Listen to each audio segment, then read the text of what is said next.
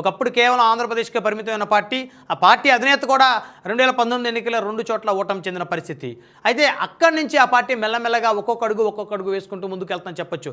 ఈరోజు ఆంధ్రప్రదేశ్లో ఉన్నటువంటి పెద్ద పెద్ద రాజకీయ పార్టీలు కేవలం ఆంధ్ర తెలంగాణకి మాత్రమే పరిమితమైన పరిస్థితి. కానీ జనసేన పార్టీ మాత్రం కొత్త ప్రయోగాలు చేస్తుందని చెప్పొచ్చు. అంటే ఒక తెలుగు పార్టీ ఇది, తెలుగు రాష్ట్రాలకు చెందినటువంటి జనసేన పార్టీ, మరి ఆ పార్టీ తమిళనాడులోను, కర్ణాటకలోను, అదేవిధంగా ఇప్పుడు కేరళలో కూడా విస్తరిస్తుంది.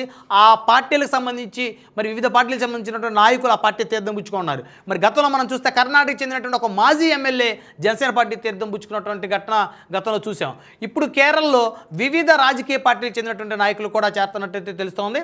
సో మొత్తానికి ఈ ఎపిసోడ్ మొత్తంలో కూడా అంటే దక్షిణాది రాష్ట్రాల్లో పార్టీకి సంబంధించినటువంటి కార్యక్రమాలు, పార్టీకి సంబంధించినటువంటి నాయకుల చేరికలకు సంబంధించిన వ్యవహారంలో జనసేన పార్టీ రాష్ట్ర ప్రధాన కార్యదర్శి రామ్ తాలూరి ఆయన సమక్షంలో ఈ చేరికలు ఎక్కువగా చేరుతున్నాయని చెప్పొచ్చు. అదేవిధంగా Janasena party MLC Nagababu, so వారు కూడా దక్షిణాది రాష్ట్రాల్లో ఆ పార్టీకి సంబంధించినటువంటి ఎవరైతే ఆ పార్టీ సిద్ధాంతాలు నచ్చి జాయిన్ అవుతున్నారో వారిని చేర్చుకునేటువంటి ఒక కార్యక్రమంలో వారు కూడా భాగస్వాములు అవుతున్నారని చెప్పొచ్చు.